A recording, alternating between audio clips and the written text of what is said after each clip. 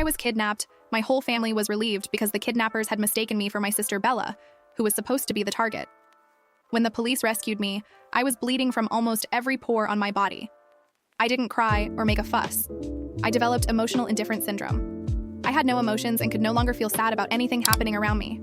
I felt more at ease than I had on any previous day. But later, they all regretted it and begged me to return to my former self.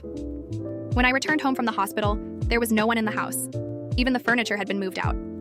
Unable to contact my family, I called the housekeeper and found out they had moved to a new place. I went to the address she gave me. The whole family was already sitting at the dining table ready to eat. Seeing me return, everyone at the table looked a bit uncomfortable. "Why didn't you tell me you were moving?" I asked. "Well, your sister has been having nightmares lately about being kidnapped," Mom said casually, as if discussing the day's menu. "I figured the old house might have some bad energy, so we changed locations. Your sister has a delicate constitution. It's good you're back. Sit down and join us for dinner." The table was full of Bella's favorite dishes. My face was covered in thick bandages and I walked with a limp, but no one seemed to care. In the past, I would have been very upset by this, but now I felt nothing. My emotions were gone. Seeing me sit down calmly, Bella suddenly leaned over. "I've been so scared these past few days I didn't even dare. That's why I couldn't visit you in the hospital. Mom and Dad were worried I might get kidnapped too, so they had to stay home with me. You don't blame me, do you, Arya?" Before I could respond, Dad jumped in. "It's not a big deal. You two are sisters. Can't you understand each other?" I didn't know how to react. I was the one who had actually been kidnapped. Bella let out a hearty laugh. "Hey, I was just afraid Arya might overthink things." She picked up a shrimp and put it in my bowl. "Anyway, Arya has always been so independent and much braver than me. I really admire people with guts like that." I silently put down my chopsticks. I'm allergic to shrimp. Not a single person at the table remembered. "My name is Arya, born on July 7th. My sister's name is Bella. We are full-blooded sisters, believe it or not. A fortune teller said my fate was inauspicious and I shouldn't be raised at home, so my parents sent me to live with my grandparents in the countryside for many years. They hardly ever came to see me. It wasn't until my grandparents passed away that they brought me back home. I returned with high hopes, but I quickly realized this home didn't belong to me. The day I was kidnapped, Bella had insisted on taking a shortcut through a deserted alley. After walking a bit, she said she needed to find a restroom and told me to wait right there for her. The next thing I knew, I lost consciousness. I will never forget what happened during that time. Worthless trash. The kidnappers growled as their fists rained down on me, venting their anger. They had mistaken me for Bella and kidnapped the wrong person. My family refused to pay the ransom for me, so the kidnappers couldn't get a single cent. I was starved for 3 days and tortured for 3 days.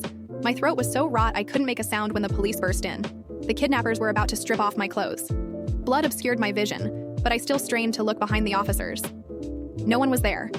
Not a single family member had come. I wanted to cry, but no tears would come. The doctor said I had post-traumatic stress disorder, specifically manifesting as a loss of emotions. Medically, it's also called emotional indifference syndrome. The hospital room was empty after the police officer in charge of the case left. No one else came to visit. The people at the dinner table treated me like I was invisible.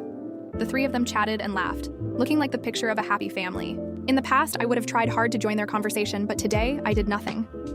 "I'm done eating," I said casually, wiping my hands on a napkin. "Which room am I staying in?"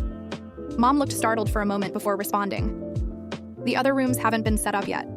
"Arya, don't blame Mom and Dad. They've been so busy lately they can barely keep up with everything," Bella said, acting protective of our parents while subtly implying I was being unreasonable.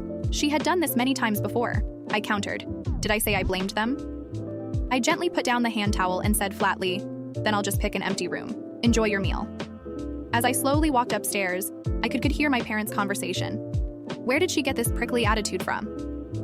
"Bella, don't take it to heart. Here, have some of the pigeon soup I made. You haven't tried it yet." Bella went along with it.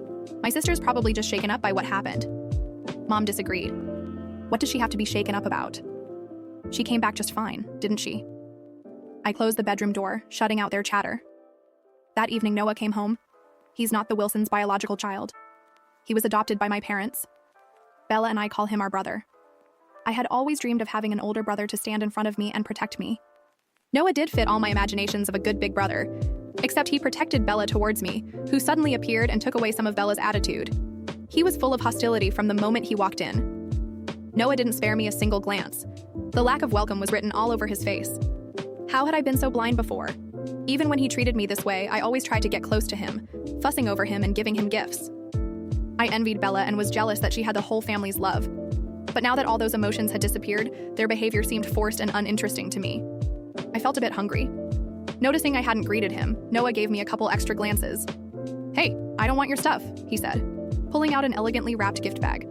I recognized it as the birthday present I had chosen for him. It was a jade pendant I had polished and carved myself. I had given him many gifts, and each publicly returned to me. He and Bella both seemed to enjoy the process of trampling on my dignity. "Noted," I said, my attention completely elsewhere. The food was all laid out, but I had no appetite. The table was full of seafood. There wasn't a single dish I could eat. Just looking at it made my wounds ache. Noah was taken aback. In the past, this girl would always beg him to keep her gifts. This time, she agreed so readily. Was she playing some new trick to get the family's attention? "Brother, what did Arya give you?" Bella asked, her hand already unwrapping the gift before he could answer. "Oh, what a beautiful jade pendant. Arya must have put a lot of thought into it." "Brother, you should keep it." Noah pressed his lips together. Keep it? That mean he was accepting this person. She was the reason Bella felt insecure and cried countless nights. "I'll never accept anything from her. Take it back," he said to me, his tone brooking no refusal. My stomach was hurting from hunger. Faced with a table full of seafood I couldn't eat, I just wanted to go out and get something else. I had barely stood up when Noah, taking it as me being unwilling to face him, grabbed my wrist. "Take your stuff back." Bella gave me a look that said she was enjoying the show. According to past patterns, I should be crying by now. "Just throw it away," I said. "What?" Seeing that no one was moving, I took the jade pendant and tossed it in the trash. I said, "If you don't want it, throw it away. I'm leaving now." Everyone at the table fell silent. This version of me was too unfamiliar to them. I ignored them and directly left the table. Noah felt a bit unsettled watching that annoying figure gradually disappear. It was as if something had quietly slipped out of control. Bella glanced at Noah, her hand gripping her chopsticks tightly. I went out and ate to my heart's content. When I got back home, Mom and Dad were sitting in the living room waiting for me. "Come here. I have something to say to you," Dad said. I could probably guess what they wanted to talk about. Since I came back, the two of them had barely spoken to me the few times they did. It was always about wanting me to go on blind dates for an arranged marriage. Money always circulates among a small group of people, and it's common for wealthy families to form through marriage. They just didn't want Bella to do these things. Besides, Noah and Bella had grown close over time and showed signs of mutual affection. My parents were unwilling to disrupt that, so they had put off the idea. However, my return solved this problem. The unfavored second daughter was the perfect tool. Arya, the youngest son of the Cloud family, has returned from abroad. You two are about the same age. Why don't you meet up sometime, have dinner and chat? After what happened to you, your father and I were so worried. We thought if you had a man by your side to protect you, we'd feel much more at ease. I had always refused these kinds of arrangements. These rich kids grew up living decadent lifestyles and were involved in all sorts of unsavory business. Mom and Dad clearly didn't care about my well-being at all, which had upset me for a long time. But now it didn't matter. If meeting once could shut them up, that would be best. I nodded. "Okay, when should we meet?" They seemed surprised that I agreed so readily. The long lecture they had prepared had nowhere to go. Both of them paused awkwardly before Dad recovered first. "Tomorrow at noon at the restaurant owned by Cloud Corporation. If he takes a liking to you, that would be great. But it's fine if he doesn't. They're not just any ordinary wealthy family." I nodded. The atmosphere fell silent again. "Is there anything else?" I asked. "No, that's all," Mom said. I got up to go upstairs, my movements quick and decisive. Mom and Dad exchanged both, seeing complex emotions in each other's eyes. "This girl has been acting strange lately. I hope she's not planning anything," Dad said. "I'll have the housekeeper keep an eye on her." "We can't let her cause trouble for the family," Mom replied. "If only she was half as sensible as Bella. How could she compare to the daughter we raised ourselves?" I let out a soft laugh. Right, only Bella was our daughter in their eyes. I met the blind date Zach one afternoon. He was leaning against the driver's side window, lighting a cigarette but not smoking it. He didn't like smoking, but felt compelled to maintain an image of vice. When the cigarette burned out, he messed up his hair and got out of the car. I happened to witness this whole scene. The impossibly handsome young man unbuttoned the top two buttons of his shirt and slapped with an air of decadence. "Hello, are you Zach?" I went over to greet him. "And you're Arya?"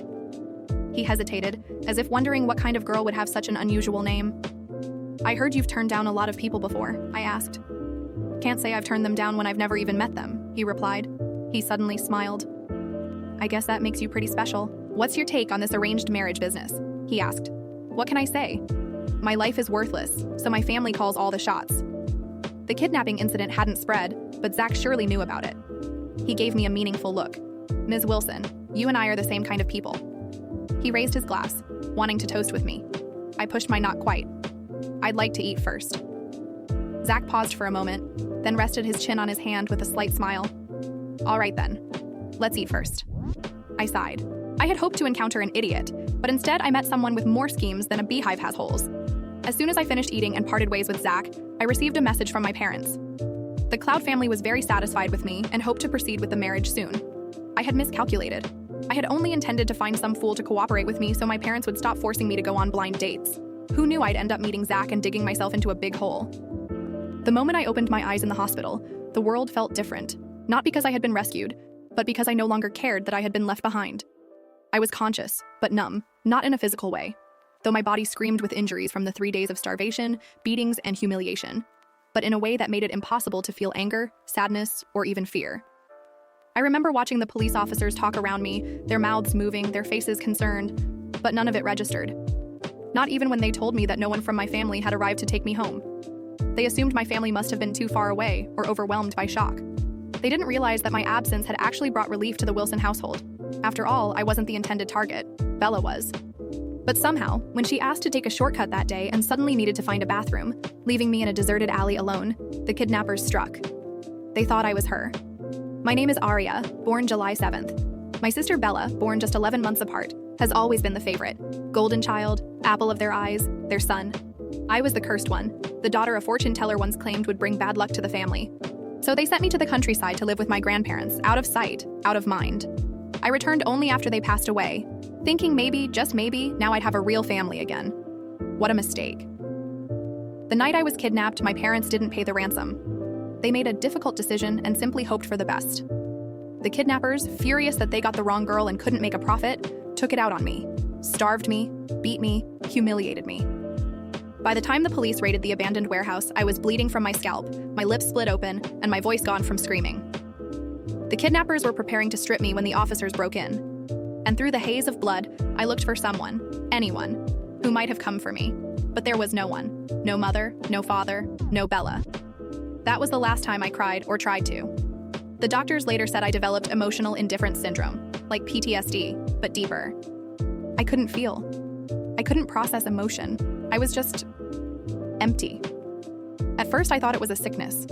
Later, I realized it was my freedom. Days passed. No one visited. Not even a message. When I was discharged, a police officer gave me a ride to my old house.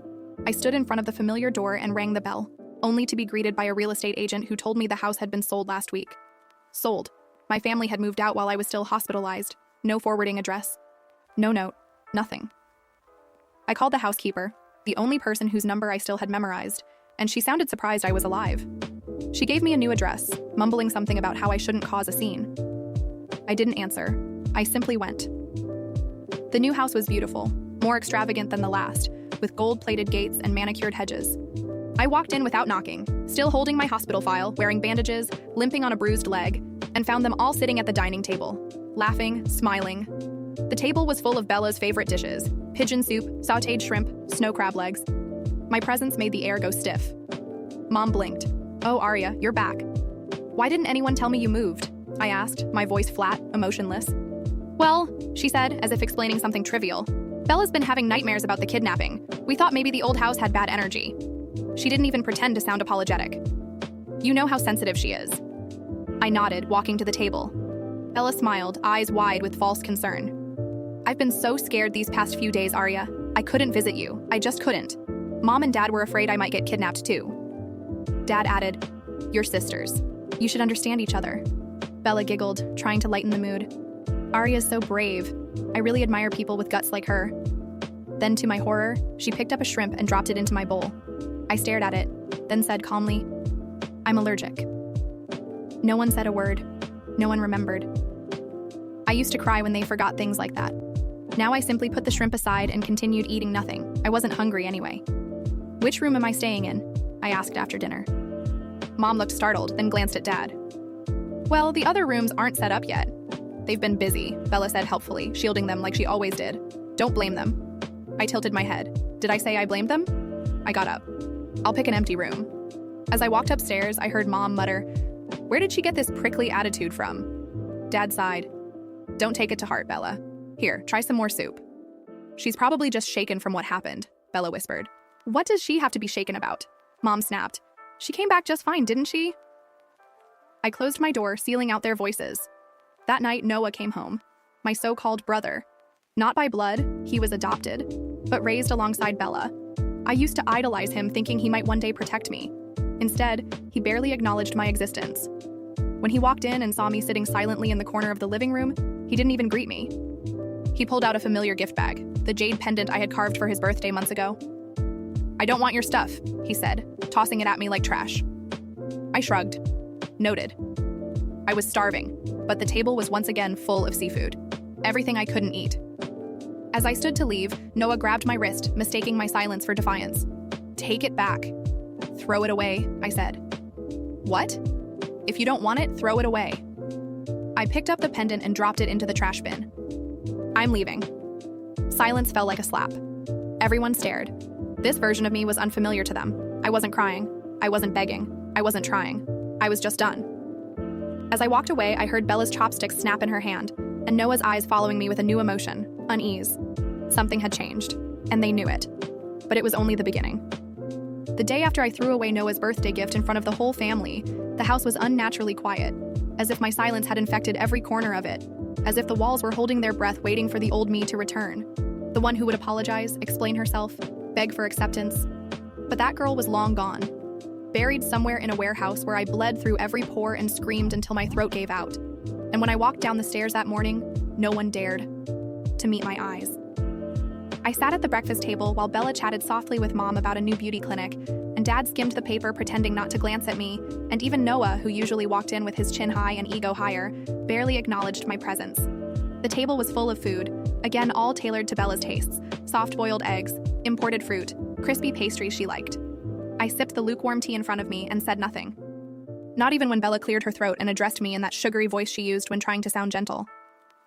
Arya, I know you're probably still feeling strange, she began. But Mom and Dad have been really worried about you. I lifted my eyes and stared straight into hers. Have they? That silenced her.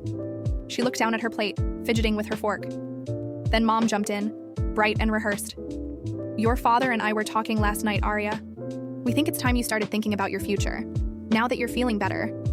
It's only been a week since I got out of the hospital, I interrupted. And you moved without telling me. Bella was having nightmares, Dad said sharply, as if that explained everything. We had to think of her mental health. Of course, I smiled faintly. Always, Bella. Mom coughed into her napkin. Anyway, your father has arranged a meeting for you, with someone from the Cloud family. Very respectable people.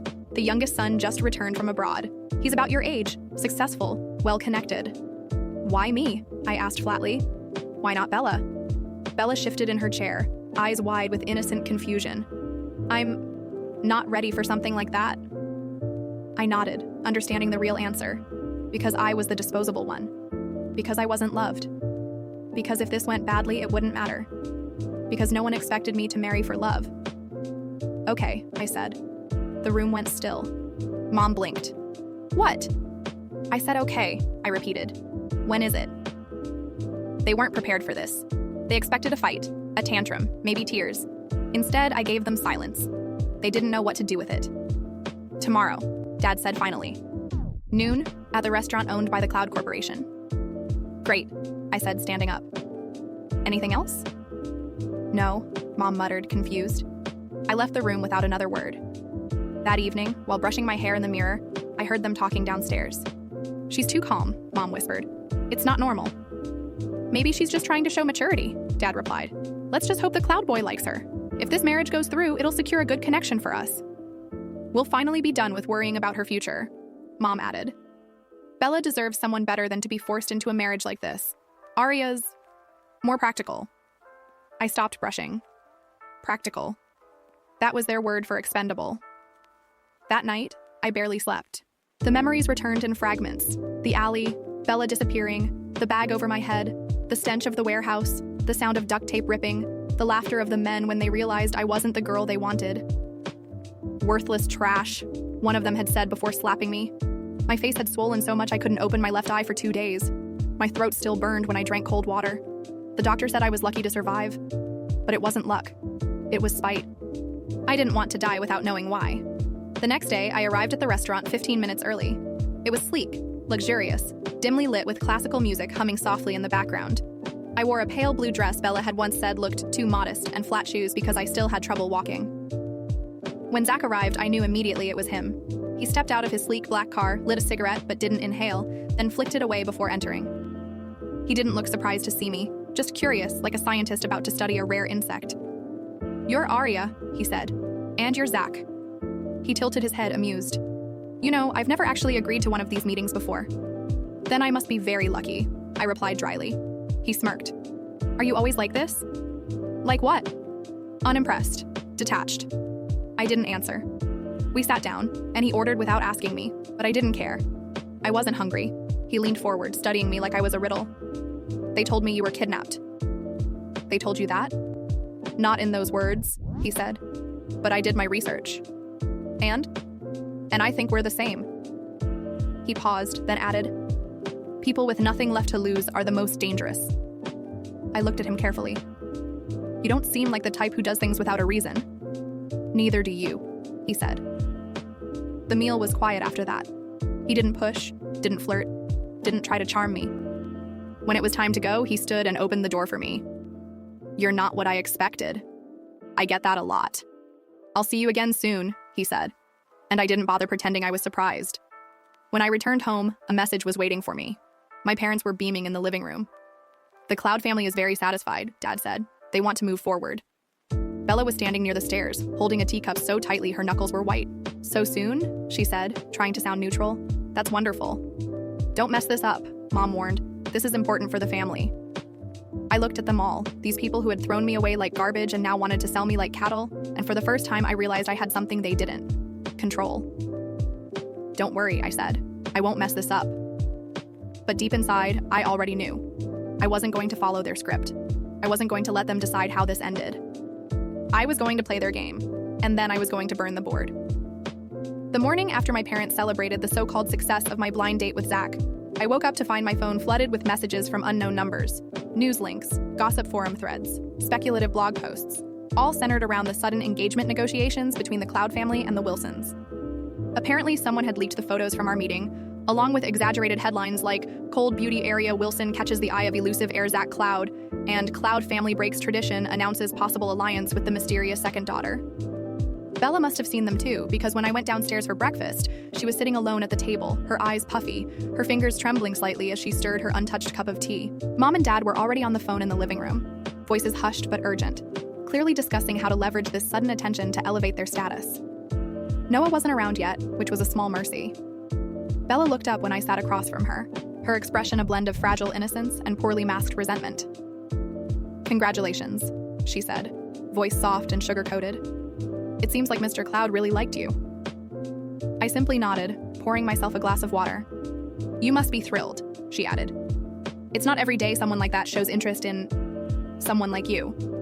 "Someone like me?" I asked, raising an eyebrow. "What do you mean?" "I just mean, you've always been so quiet, so low profile. It's surprising, that's all." "Life's full of surprises," I replied, some of them unpleasant. Her smile faltered. She knew exactly what I meant. After breakfast, I stepped outside to clear my head, only to find a sleek black car parked in front of the house. The window rolled down, revealing Zach behind the wheel. "Thought you might want a break from the circus," he said. I climbed in without hesitation. We drove for nearly half an hour in silence, heading toward a remote park overlooking a lake. Zach parked under a tree, killed the engine, and leaned back. "They're panicking," he said. "My parents, yours. They don't like that we're moving faster than they can control." "Wasn't that the point?" I asked. He smiled. "Partially. But I also wanted to see how far they'd go to keep you in your place." "You knew about the kidnapping," I said, not as a question. "Yes." "And the fact that they didn't pay the ransom?" "That too." "Why are you really doing this?" I asked, turning to face him. He looked at me, his expression unreadable. "Because I hate people who treat others like tools. And your family is worse than most. You weren't just disposable to them, you were inconvenient. And you want revenge?" "Not exactly," he said. "I want justice. And I think you do too." I said nothing. The wind blew gently through the open window, ruffling his hair. "They'll try to stop this," he continued.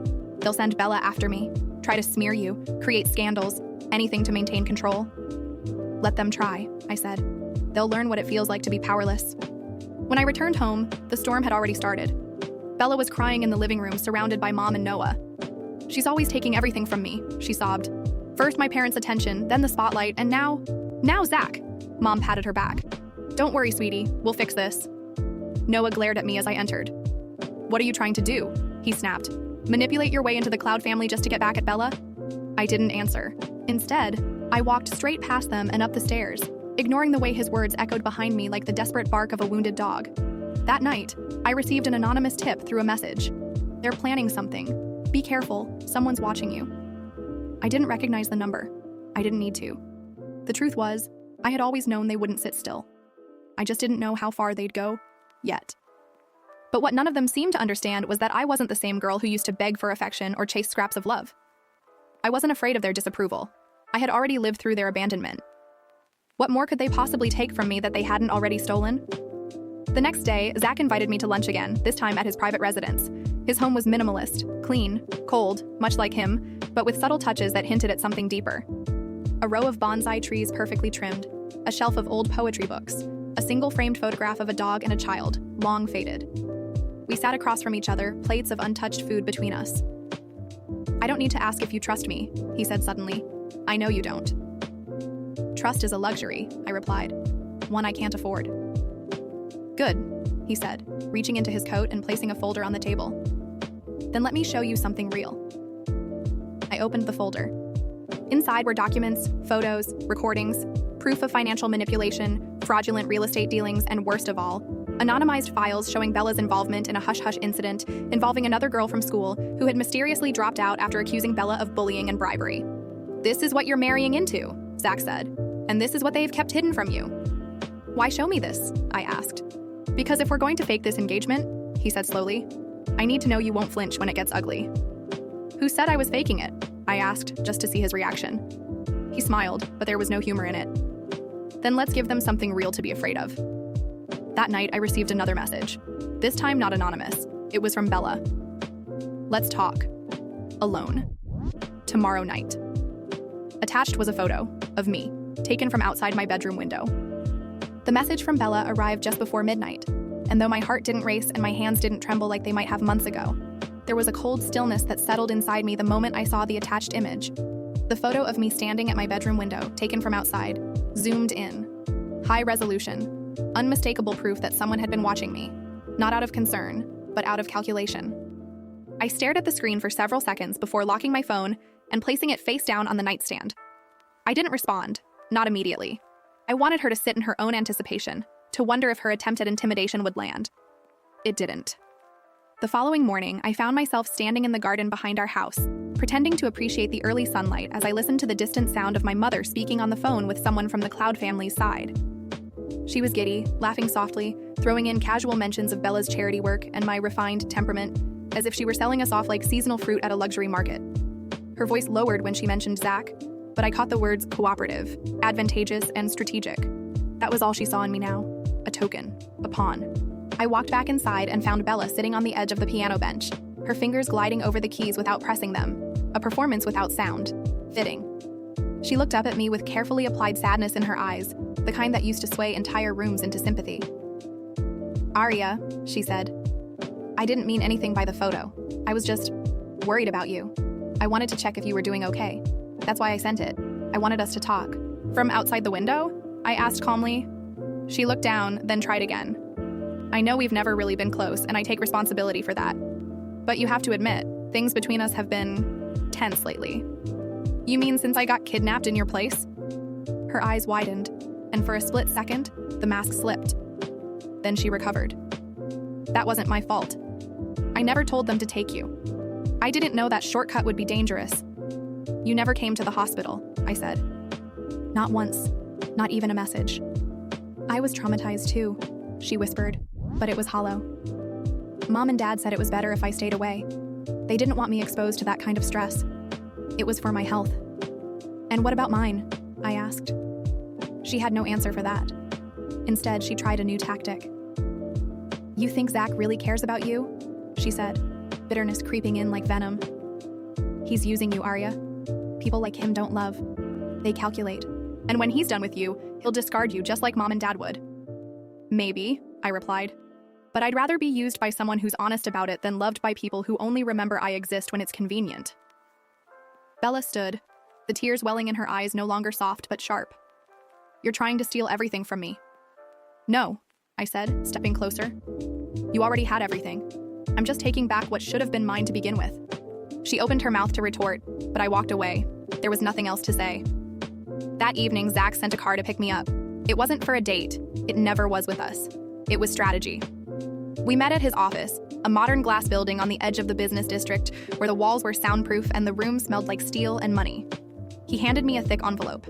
Inside were transcripts, copies of emails, message logs, bank transfers. My family had tried to bribe someone from his company to convince Zach that I was mentally unstable. They'd called me emotionally erratic, unpredictable, even dangerous. They'd hired a psychologist to fabricate notes claiming I suffered from delusions. This is their opening move, he said. They want me to reject the engagement publicly, paint it as a scandal, and keep Bella clean. Then let them, I said. Let them think it's working. He smiled faintly. You're not afraid they'll succeed? They can't succeed in something I don't care about losing. What do you want, Arya? He asked. It was the first time he'd asked anything personal. I didn't answer immediately. I looked out the window at the city lights flickering like distant stars. I want them to see me, I said finally. To realize they created something they can't control. That can be arranged, he said, rising to his feet. How? By giving them a taste of what they fear most. The next day, an anonymous email was leaked to several elite gossip forums. An email detailing a confidential agreement between my parents and the Cloud family, outlining financial incentives, inheritance agreements, and contingencies in case the engagement failed. The scandal erupted. Questions flooded the net. Was the Wilson family selling off one daughter to protect another? Who was Arya Wilson, and why had she been hidden for so long? Why was the favored daughter not the one engaged to the heir? My parents panicked. Bella cried on social media, releasing a statement that she fully supported her sister's happiness. Comments exploded with sympathy for her. She's so graceful despite the situation. Bella is too pure for this drama. That Arya girl must be manipulative. But beneath the surface, the tide was turning. Zach posted a single message on his company's official page. I make my own decisions. I stand by them. It went viral. My parents called that night. I let it ring. Then they tried texting. We need to talk. You're overreacting. Arya, be sensible. I blocked them. That evening, as I sat alone in my room, Noah knocked on my door for the first time in weeks. I opened it slowly, expecting confrontation, maybe an insult. But he just stood there, jaw tight, hands in his pockets. Is this really how you want it to be? He asked. It's not what I want, I said. It's what they made. You think Zach's on your side? No, I replied. I think he's on his own side, and that works for me. They're going to come after you harder now, he warned. They'll find ways to break you. They already did, I said. And I survived. Noah didn't speak again. He turned and walked away. But I knew something had shifted. Not just with him, with everything. Bella had stopped smiling. My parents had stopped controlling. And Zach was about to make a move neither side expected. Because I wasn't the only one playing a long game anymore. And someone in this house had just started to lose. The tension in the Wilson household became a suffocating fog, thick with unspoken accusations and silent warfare, where every glance was a dagger and every polite word carried the weight of betrayal. And in the center of it all stood Bella, once the sun around which the family revolved, now dimming beneath the shadow I had become, her smiles growing more brittle, her eyes darting nervously whenever I entered the room, as if waiting for the moment I would strike. And yet I hadn't said or done anything more than exist, and that alone seemed to unnerve them all. My parents began walking on eggshells around me, their voices softer, their words more calculated, but it was never about love, never about regret. It was strategy, damage control, desperation disguised as affection. And I played along with their charade, knowing full well they hadn't changed. Not really. Not after years of choosing Bella over me. Not after selling my future for the sake of appearances. One evening, they invited Zach to dinner under the pretense of strengthening family ties, but really it was an ambush dressed as hospitality. And I knew it the moment I saw Bella's outfit. A delicate ivory dress with lace sleeves, eerily similar to the one I wore on the day of our engagement photo shoot.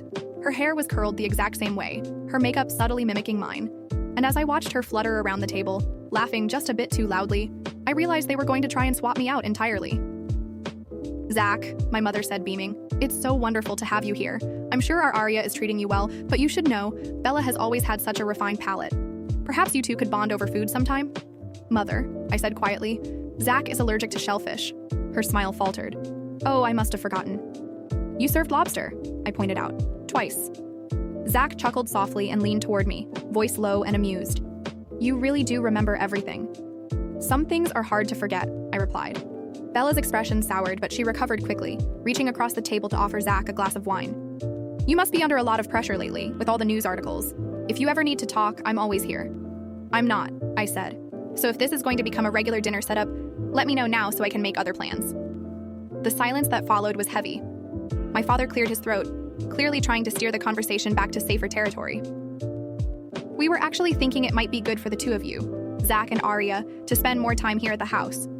Maybe even move in for a while. It would show unity, reassure the Cloud family that the marriage is genuine. You want me to live here? I asked. With the people who forgot I existed until they needed to sell me? Now, Arya, that's not fair. No, Zach interrupted, setting down his glass with a soft clink. It's perfectly fair and unnecessary. We already decided we'll be living elsewhere. But I've bought a place, he continued, eyes locked on mine. And Arya's name is on the deed. The air changed instantly. Bella froze, my mother paled, and my father narrowed his eyes. That wasn't part of the agreement, he said. It is now, Zach replied. Unless, of course, you'd prefer to cancel everything and explain to your investors why the Cloud family is backing out of a publicized alliance. The threat was subtle, but lethal. My father swallowed his words. After dinner, as we walked toward the waiting car, Zach turned to me and said, They're getting desperate. And careless, I added. I found a camera hidden in my bathroom ceiling. He nodded. I'll handle it. No, I said. I'll handle it. That night, I didn't sleep. I scrolled through every message, every email, every note I'd saved over the past year. Photos, letters, documents I had never meant to use but kept anyway. I compiled them into a neat folder on an encrypted drive labeled Truth. Then I sent a copy to Zach, just in case. The next morning, I caught Bella in the hallway outside my room, fingers hovering over the doorknob, phone clutched in her hand. She didn't expect me to be there. Looking for something? I asked. She jumped. I was, just checking if you were awake. Don't worry, I said, brushing past her. I never sleep deeply in this house. That afternoon, Noah finally snapped. I found him waiting in the garden, pacing like a lion in a cage. What are you doing, Arya? He asked. You're tearing this family apart. Was there ever really a family to begin with? I replied. You think I didn't notice the way you used to look at Bella? The way you always took her side, even when she was wrong, even when I was being hurt? He stepped closer. This isn't you. You don't know me, I said. You never tried. I cared about you. You pitied me, I cut in. There's a difference. Zach isn't who you think he is, Noah warned. Neither am I said. I walked away, and he didn't follow. That evening, Zach and I attended a formal event hosted by the Cloud family, a media-heavy affair meant to showcase our engagement and affirm our union. Cameras flashed, journalists circled. And while Zach spoke to shareholders, I stood beside him like the perfect fiancé, calm, elegant, untouchable. But inside, I was already pulling the strings. One of the reporters asked if Bella would be attending the wedding. I smiled. Only if she can find a seat. That quote made headlines the next day. Bella locked herself in her room. My mother broke a vase in the hallway. My father called Zach directly, trying to reassert control. And Noah? He disappeared for 3 days. But someone else didn't disappear. Someone else returned. That night, a black envelope was slipped under my door. No name, no note, just a photo. A picture of me as a child, taken in the countryside, standing beside my late grandparents. Behind us stood a figure blurred by distance. Tall, male, watching. On the back of the photo was a message. Not everything is as it seems. Ask them about the real reason you were sent away. And suddenly, I realized the game I thought I had mastered had only just begun. The photo burned in my hand like a phantom flame, not because of what it showed, but because of what it didn't. The clarity I had once believed in.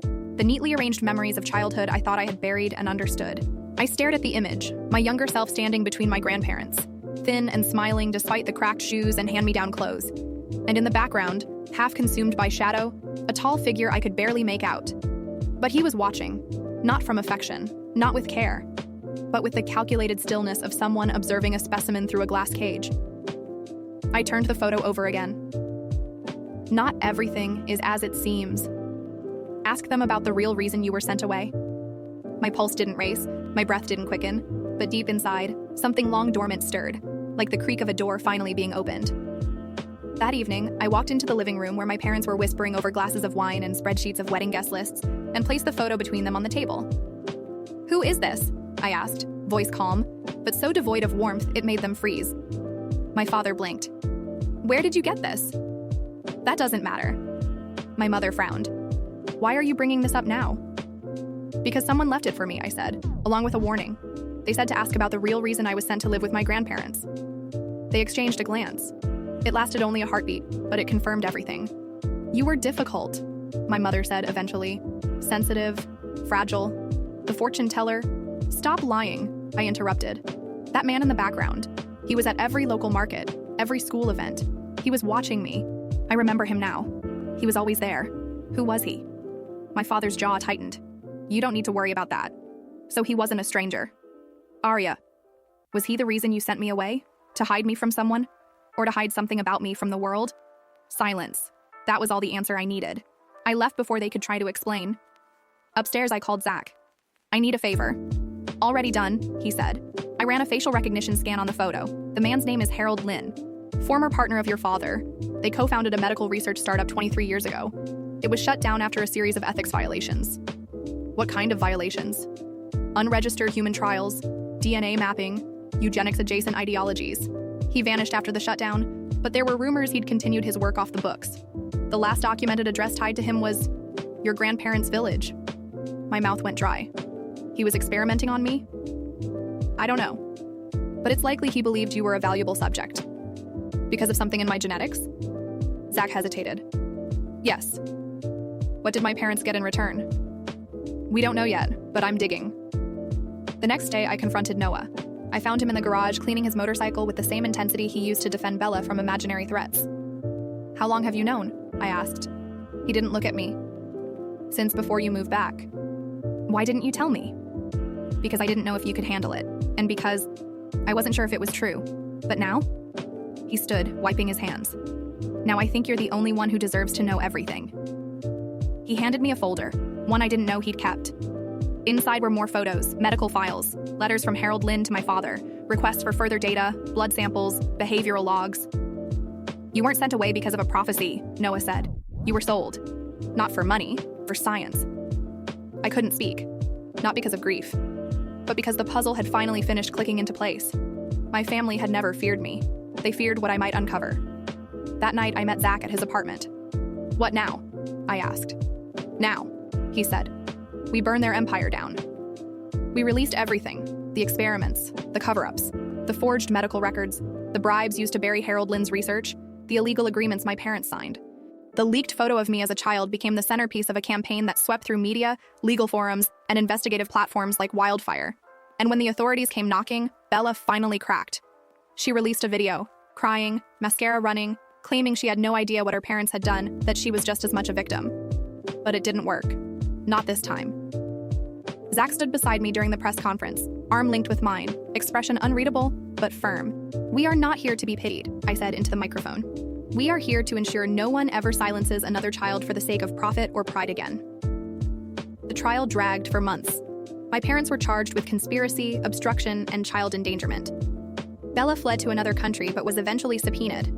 Noah surprisingly stood by my side, maybe out of guilt, maybe because he realized too late which sister had truly been abandoned. When it was over, I walked out of the courthouse into the sunlight and felt something I hadn't felt in years. Not happiness, not relief, but sovereignty. I had taken my life back, not through forgiveness, but through reclamation. Zach and I didn't marry, not officially. We didn't need to. He offered me something rarer than love, respect. And when I told him I wanted to start a foundation for children failed by their families, he didn't hesitate. He built it with me.